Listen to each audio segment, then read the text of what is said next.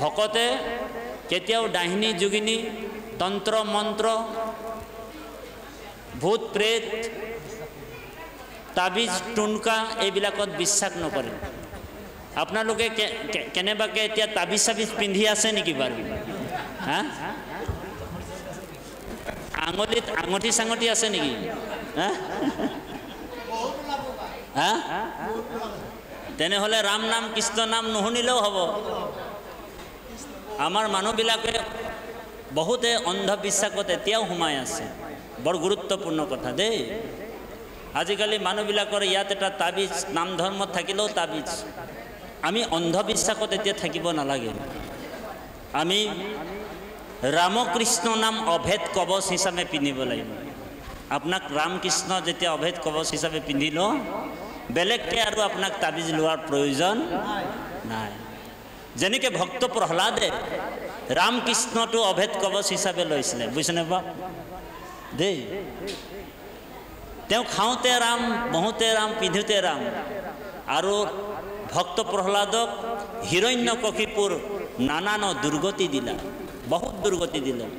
100টা হাতীৰে গছকালে 7 বছৰৰ শিশুক পৰ্বতৰ পৰা পেলাই দিলে, পাহাৰৰ পৰা। সৰ্প ধ্বংসন কৰালে, হয়নে? সৰ্প ধ্বংসন কৰালে, গৰম তেলত সিজালে, তথাপিও তেওঁৰ লোম এটাও লৰাব নোৱাৰিলে। কি কাৰণে? হৰিৰ নামৰ প্ৰভাৱে তাৰ লোম নলৰিলা বুলি কৈছে।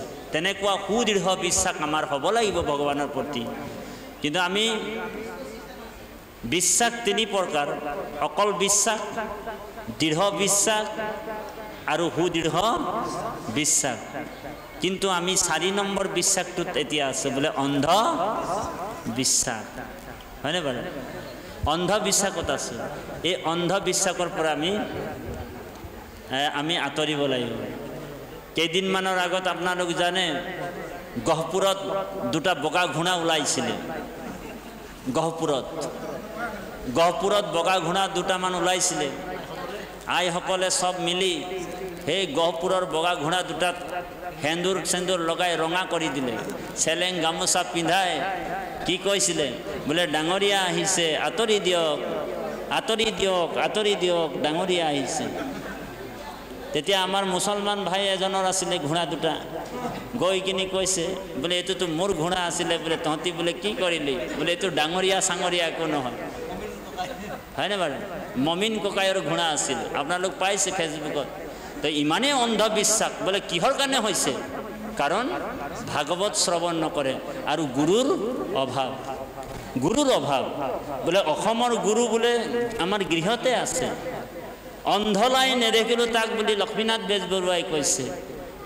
সেইকাৰণে গুৰু নথকাৰ কাৰণে আজি তেনেলোকৰ তেনে অৱস্থা হৈছে।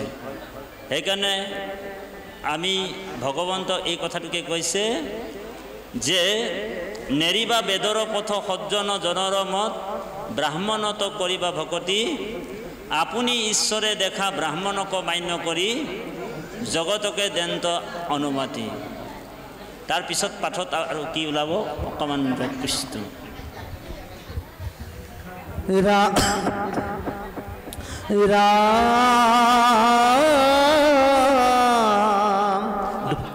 দুভাগী গাইছোঁ।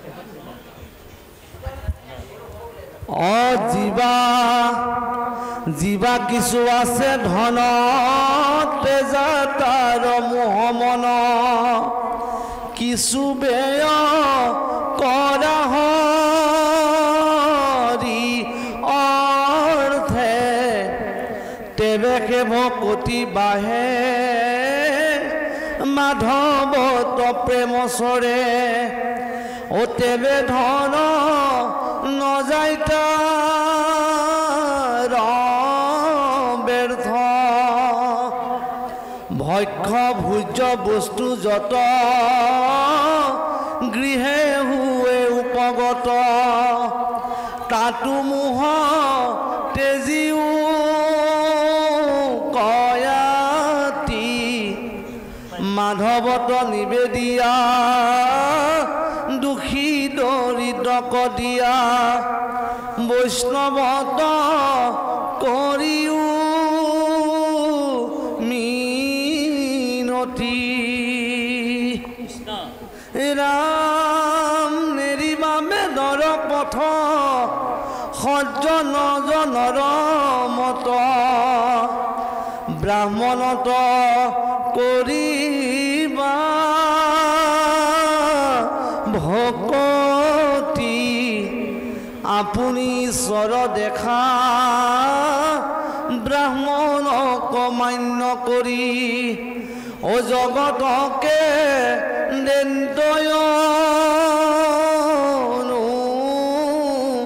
মতি কৃষ্ণক ভজিবু বুলি দুৰ্জনত নকহিবা অনিন্দা নুবুলিবা গৰ্ব কৰি নকৰিবা হেতু বাদ প্ৰমাদ নলংঘিবা কৃষ্ণত শৰণম নে ধৰি তেবেখে তৰিবা ঘূৰ দুখন কৰিবা মূৰ অজি কিছু বুলিলো শিক্ষা বাণী শুনা সবে নৰ নাৰী ডাকি বোলা হৰি হৰি ও যাব দেকে থাকে প্ৰাণ খনি কৃষ্ণ কৃষ্ণ ৰজা পৰীক্ষিত মৰিব 7 দিনৰ পিছত আৰু আমিও মৰিম 7 দিনৰ ভিতৰত সেইকাৰণে ৰজা পৰীক্ষিতে এটা উত্তম প্ৰশ্ন কৰিছিলে ভাগৱতত ৰজা পৰীক্ষিতে হুকগুৰুক কৈছে যে আতা পিচ্ছামি সংসিদ্ধিনম যোগিনম পৰমম গুৰু পুৰুষয়ো ইয়ৎকাৰ্যো মিৰিয়মানস্য সৰ্বদা আমি মিৰিয়মান লোক আমি কি কৰিব লাগিব আমি মৃত্যুমুখী মানুহ এদিন দুদিনকে সূৰ্যৰ লগত আয়োজন হৰয় আমি মৰিবলৈ গৈ আছোঁ আমাৰ বাপে কৈ গ'ল এতিয়াই যে আমাৰ ইয়াৰ পৰা চুলিবিলাক পকিবলৈ আৰম্ভ হৈ গ'ল বোলে ইয়াত এইটো আমাক প্ৰথম সংকেত দিছে মানে ইণ্ডিকেশ্যন যে এতিয়া তই বুঢ়া হৈছ এতিয়া শৰীৰ ভকতৰ সংগ নামঘৰলৈ যা তথাপিও মানুহটা কি কৰে জানিনে ইণ্ডিকা লগাই কৰে চুলটাকে কোলা কৰে লিয়ে ও হৰি মই বুঢ়া নাই হোৱা হয় না মই বুঢ়া নাই হোৱা এটো প্ৰথম সংকেতটো আমাক দি দিলে এতিয়া আমি ভকত সমাজলৈ আহি ঈশ্বৰৰ নাম ল'ব লাগে সময় থাকোতে সময়ৰ কাম কৰিবলৈ কৈছে সেইকাৰণে বাংলা ভাষাত কৈছে এ যখন গলা গড়গড়াবে নাম নিতে কি সময় পাবেন যখন গলা গড়গড়াবে নাম নিতে কি সময় পাবেন হরির নাম ভজবি কবে ভাবছ নিকি এমনে যাবে হরির নাম কেতিয়া ভজিবি সময়বিলাক আমাৰ এনেই পাৰ হৈ গৈছে হয়নে বাৰু সেইকাৰণে সময় থাকোতে সময়ৰ কাম কৰিবলৈ কৈছে বুজিছেনে বা ৰজা পৰীক্ষিতে কৈছে আমি মৃত্যুমুখী মানুহ আমি মিৰিয়মান লোক আমি সকলোৱে মৰিবলৈ গৈছে অকল পৰীক্ষিত মৰিব নেকি বলে নহয় অকল পৰীক্ষিতৰ কাৰণে ভাগৱত নহয় পৰীক্ষিত মাত্ৰ নিমিত্ত ভাগৱত আমাৰ কাৰণে কৈছে হয়নে বাৰু আমি এদিন দুদিনকে মৰিবই লাগিব সেইকাৰণে এজন গালিব নামৰ শায়ৰকাৰে হিন্দীত কৈছে चली जा रही है उम्र धीरे धीरे चली जा रही है उम्र धीरे धीरे चली जा रही है उम्र धीरे धीरे चली जा रही है उम्र धीरे धीरे আমার উমর উমৰ মানে বয়স আমাৰ বয়সটো লাহে লাহে পাৰ হৈ গৈ আছে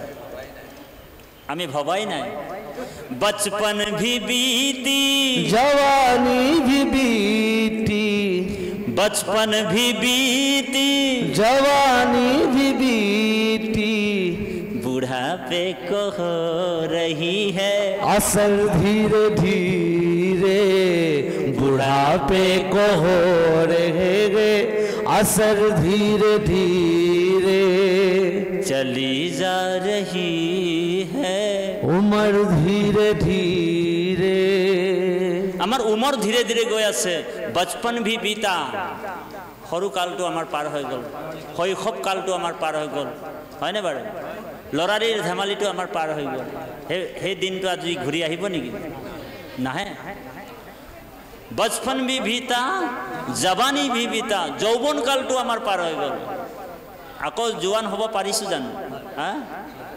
आईসকলে কওকচোন আমার সেই আইসকলক আইজনীক কৈছো আপনি যিমানে লাগিলে মানে ধৰি লওক বিউটি পাৰ্লাৰলৈ যাব যিমানে যাও আগৰ চেহাৰাটো আগৰ বিউটিফুলটো আগৰ সাইনটো ঘূৰি আহিব নি যি মানে ঘহক আপুনি গালত যিমান দামী দামী ক্ৰীম ঘহক আগৰ যিটো সাইনিং ঘূৰি নাহে কি বুজাই আছে हेगने कोइसे बचपन भी बीते जवानी भी बीते बुढ़ापे को हो रही है असर धीरे धीरे बुढ़ापे को हो रहे हैं असर धीरे धीरे लाहे लाहे आमी बुढ़ा होइछु आगर जोरटो किन्तु एतिया नाय एतिया चुलिও पकी गल खुतरा खुतुरी भयला साल हयने बारू बाक्य नवजय नवजय বুলি কৈছে মানে মুখেৰে কব পৰা ভালকে মাত খাৰু নোলায় ফুটি নাহে হয়নে বাৰু আইসকল বা বাপজনৰ হয়নে বাৰু ভৰি বিক আঁঠু বিক হয়নে বাৰু কঁকাল বিক আগত আমাৰ এই বাপজন একদৰা মাটি অকলে কুৰ মাৰিয়ে ধান ৰুই দিব পাৰিছিলে কিন্তু বাপজনক এতিয়া কবচোন বাপ বোলে আপুনি একদৰা মাটি কুৰ মাৰি ৰুই দিছচোন পাৰিব নেকি নোৱাৰে সেই শক্তিটো নাই ব্ৰহ্মতেজ আতৰি গল গুচি গল ব্ৰহ্মতেজ গল আৰু এতিয়া সেই দিনটো নাই আজিকালি আইসকলক কৈছো দে বেয়া নাপাব আজিকালি আইসকল আগৰ আইসকলে ধৰা লৈ লৈ নামঘৰলৈ আহে আজিকালি আইসকল মুঠা লৈ লৈ নামঘৰত বহে অ হৰি আজিকালি আইসকলে ধৰাত বহিব নোৱাৰে বোলে কিয় বোলে আজিকালি সবে মুঠা লৈ লৈ আহে অ হৰি অ ৰাম আমাক দাস বাপে বেয়া নাপাব দেই অ হৰি কৃষ্ণ এটো হৈছে নাই বাৰু তাৰমানে ভগৱানে আমাক ইণ্ডিকেশ্যন দি দিলে সংকেত দি দিলে তই এতিয়া বুঢ়া হৈছ তই এতিয়া হৰিক ভজা দেবা তথাপিও আমাৰ চেতন নাই লাগিলে বোলে ইণ্ডিকা লগাইলে চুলিটো কুলা কৰি লৈছো হয় নাই ইণ্ডিকা লগাই কিনি চুলিটো কুলা কৰি লৈছো এটো প্ৰথম সংকেত আমাক দি দিলে সেইকাৰণে ধন জন জীবন যাইবেক এক দিলে যত হাংসা ধন ধান পুত্ৰ পৰিবাৰ মৰিলে সংগে এক ৰতিও না যায় এটা ৰতিও কোনো নিব নোৱাৰে নিজৰ আইগৰাকীক কবচোন বাৰু মৰিবৰ সময়ত বোলে কি কব আইগৰাকীক যেনিবা আপুনি প্ৰেম ভাল পাই কিনি বিয়া পাতিছিলে আমাৰ দাস বাপে দেই এনে তেখেতে বিয়া পাতিয়ে আনিছে হয়নে বাৰু বিয়া পাতিয়ে আনিছে আমি জানো বাৰু প্ৰেম ভাল পাই থকা আমাৰ বাপজনক আমি কোৱাই নাই এতিয়ালৈকে গতিকে আইগৰাকীক যেতিয়া প্ৰেম ভাল পাই থাকোঁতে কি বুলি কৈছিলে জানেনে বোলে তোমাৰ অবিহনে মই জীয়াই নাথাকো তোমাৰ অবিহনে মই জীয়াই নাথাকো আৰু তুমিও মোৰ অবিহনে জীয়াই নাথাকা আমাৰ বাপজন ধৰি লওক উদাহৰণ দিছে দে বেয়া নাপাব দাস বাবু এটু কৈ দিলে আইগৰাকীও এনেকুৱা কৈ দিলে তোমাৰ অবিহনে ময়ো জীয়াই নাথাকো আৰু তুমি মোৰ অবিহনে জীয়াই নাথাকা তাৰপিছত কি হৈ গ'ল বোলে হিয়া দিয়া নিয়া হৈ গ'ল হিয়া দিয়া নিয়া হৈ গ'ল আৰু হিয়া দিয়া নিয়া যেতিয়া হৈ গ'ল এতিয়া বোলে বিয়া বাৰু হৈ গ'ল তাৰপিছত ল'ৰা ছোৱালী হৈ গ'ল জন্ম হয়নে বাৰু ল'ৰা ছোৱালী ডাঙৰ দীঘল হৈ গ'ল তেওঁলোকৰো বিয়া বাৰু হৈ গ'ল হয়নে বাৰু তাৰপিছত নাতি পুতি হৈ গ'ল এতিয়া সেই আইগৰাকীক কৈছোঁ বাপজন আছে নাই বাৰু নাই বাৰু যেনিবা নাতি পুতি হৈ গ'ল নাতি পুতি হৈ যোৱাৰ সময়ত বাপজন যেনিবা টান নৰিয়াত পৰি গ'ল বেমাৰত আৰু সেই কথাটো মনত পৰি গ'ল আইগৰাকীক যে প্ৰমিছ কৰিছিলে তোমাৰ অবিহনে জীয়াই নাথাকো হয়নে বাৰু আইগৰাকীক মৰিবৰ সময়ত মাতিছে বিছনাৰ পৰাই হৰি বোলে শুনিছানে হৰি শুনিছানে তেতিয়া আইগৰাকী ক'লে কি হ'ল যে তুমি যে কৈছিলা তোমাৰ অবিহনে মই জীয়াই নাথাকো মই এতিয়া মৰিবলৈ গৈছোঁ প্লিজ আহাচোন মোৰ লগত অকণমান হৰি ৰাম মৰিব লাগিব এনেই বোলে প্ৰমিছ কৰিলে নহ'ব বাধা এনেই কৰিলে নহ'ব বাধা নিভানা পড়েগা হয় নাই হিন্দীত গান এটা আছে বাধা না কর বাধা নিভানা পড়েগা প্ৰমিছ কৰিছিলা তুমি হয়নে বাৰু বোলে বাধা না কৰ বাধা নিভানা পড়েগা এনেই বাধা কৰিলে নহ'ব নহয় তোমাৰ অবিহনে মই জীয়াই নাথাকো তুমি মোৰ অবিহনে জীয়াই নাথাকো বোলে এতিয়া মই মৰিবলৈ লৈছোঁ প্লিজ আহাচোন বোলে মোৰ লগত তুমি অকণমান মৰিব লাগিব হয় নাই তেতিয়া আইগৰাকী কি ক'ব জানেনে আইগৰাকী কি ক'ব আমাৰ বাগানৰ ভাষাত ক'ব এটা গালি আছে বোলে বেধুৱা তুই মৰছি যদি মৰ মুই তোৰ লগে মৰবাৰ নাইখে বোলে বোলে বেধুৱা তুই মৰছি যদি মৰ মুই তোৰ লগে মৰবাৰ নাইখে বোলে কেলে মুই যদি তোৰ লগে মৰি যাম তেনেহ'লে মোৰ নাতি পুতিবিলাকক কোনে খেলাব হৰি ৰাম ইয়াৰ পৰা এইটোৱে ৰিজাল্ট পাই গ'ল আপোনালোক যে যত খানচা ধন ধান পুত্ৰ পৰিবাৰ মৰিলে সংগে ৰতিও নাযায় কোনো একটা ৰতিও নিব নোৱাৰে কিছুমানে কৈছে মোৰ 4টা ল'ৰা আছে হয়নে বাৰু বোলে 4টা ল'ৰাক ইমান কষ্ট কৰি ডাঙৰ দীঘল কৰিলোঁ পঢ়া লিখা কৰালোঁ হয় নাই এটা ল'ৰাক ক'বচোন অন্তিম সময়ত ঐ তহঁতক 4টাক বোলে ইমান কষ্ট কৰি ডাঙৰ দীঘল কৰালোঁ ইমান ধুনীয়া ধুনীয়া চাকৰি দিয়ালোঁ মই এতিয়া মৰিম বোলে ডাঙৰটো তয়ে আছোন মোৰ লগত অকণমান হৰি ৰাম মৰিব নেকি কোনো কাৰো লগত নাযায় সেইকাৰণে ৰজা পৰীক্ষিতৰ জীৱনত বৈৰাগ আহি গ'ল ভাগৱত পঢ়ি বুজিছেনে বা সেইকাৰণে নিজৰ আইগৰাকীও নিজৰ নহয় সেইকাৰণে প্ৰেম কেৱল কৃষ্ণত কৰিব কৈছে অৰ্জুনক কৃষ্ণই 66 নম্বৰ শ্লোকত গীতাত কৈছে হে অৰ্জুন বোলে সৰ্ব ধৰ্মানো পৰিত্যজ্য মামেকম শৰণম ব্ৰজ অহম তম সৰ্ব পাপৈভ্যো মুক্তায়াস্মি মম শুচো সর্ব ধর্মানো পরিত্যজ্য মামেকম শরণম ব্রজ মামেকম মানে প্রেম কেবল মুখ করিবা মোর বাহিরে তোমার অ্যাটাচমেন্ট যদি আইগৰাকীৰ প্ৰতি বেছি আছে আইগৰাকীৰ প্ৰতি যদি মোহিত হৈ আছা আইগৰাকীৰ প্ৰতি যদি তোমাৰ মমত আছে মমতা তেনেহলে তুমি বন্ধনত পৰি যাবা অৰ্জুন তাৰ দায়ীটো মই নহওঁ বুজিছেনে বাবু আৰু আইসকলকো আমি কৈছোঁ আইসকলকো আমি অনুৰোধ জনাইছোঁ হে আইসকল আপোনালোক ধৰ্মপৰায়ণী গতিকে আইসকল সদায় দুৰ্পতি কুন্তিৰ নিচিনা ধৰ্ম কৰিব লাগিব বুজিছেনে ধৰ্ম সদায় দুৰ্পতি আৰু কুন্তিৰ নিচিনা কৰিব লাগিব যেনেকৈ দুৰ্পতিয়ে ধৰ্ম ৰক্ষা কৰিছে আপুনি মই কৈ আছোঁ যে ধৰ্ম কৰি আছোঁ আমি ধৰ্ম কৰি আছোঁ কি ধৰ্ম কৰি আছোঁ আমি ধৰ্ম দুৰ্পতিয়ে পালন কৰিছিলে বোলে কেনেকৈ আপোনালোক জানে অশ্বত্থামাই 5টা সন্তানক কাটি পেলাই দিলে ডিঙিটো হয়নে অশ্বত্থামাই 5টা সন্তানৰ ডিঙি কাটি মূৰবিলাক লৈ গুচি গ'ল। দ্ৰুপদী তথাপিও ধৰ্মৰ পৰা বিচলিত নহ'ল। যেতিয়া অশ্বত্থামাক ধৰি বান্ধি কিনি ভীম আৰু অৰ্জুন আনিলে, দ্ৰুপদীৰ ভৰিত ঢুকুচাই দিলে যে এই আততে আইটোক তোমাৰ হাতেৰে তুমি মাৰি পেলোৱা। ইয়াক মাৰিলে পাপ নহয়, কাৰণ আততে আইক মাৰিলে অপৰাধ নাই, পাপ নাই। ইয়াক মাৰি পেলোৱা, তোমাৰ 5টা সন্তান কাটি পেলাইছে, হয়নে বাইদেউ? দ্ৰুপদীয়ে কি কৰিলে জানেনে? অশ্বত্থামাৰ চৰণ চুই কিনি সেৱা কৰিছে। ঔ হৰি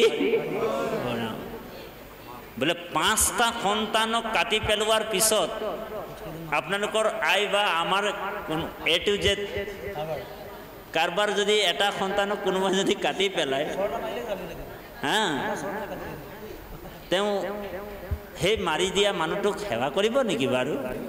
হা, দ্ৰুপদীয়ে কৰিছে। কিয় কৰিছে? বোলে ধৰ্মৰ কাৰণে।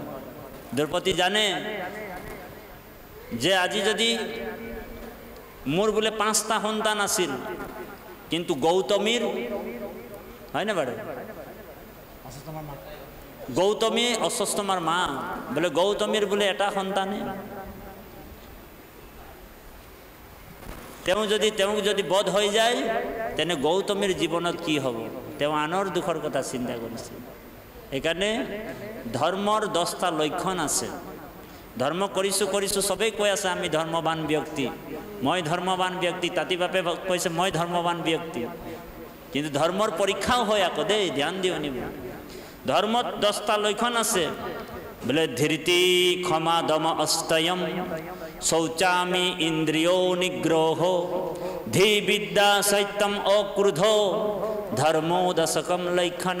ধৃতি মানে ধৈর্য, যার ধৈর্য আছে সেইজনে ধর্ম কৰিব পাৰিব, হয়নে বাৰু? ধৃতি ক্ষমা, যাৰ ক্ষমাৰ গুণ আছে। এই 10টা লক্ষণৰ ভিতৰত কাৰোবাৰ যদি এটাও গুণ আছে, সেই তথাপিও তেওঁ ধৰ্মত আছে। সেইকাৰণে কৃপালু বাপাই সমস্ত আমি নাম এষাৰ গাব লাগিব। তাৰপিছত আমি প্ৰায় 10 মিনিটমান সময় আপোনাৰ সবৰ মাজত আছোঁ। কৃষ্ণ কৃষ্ণ।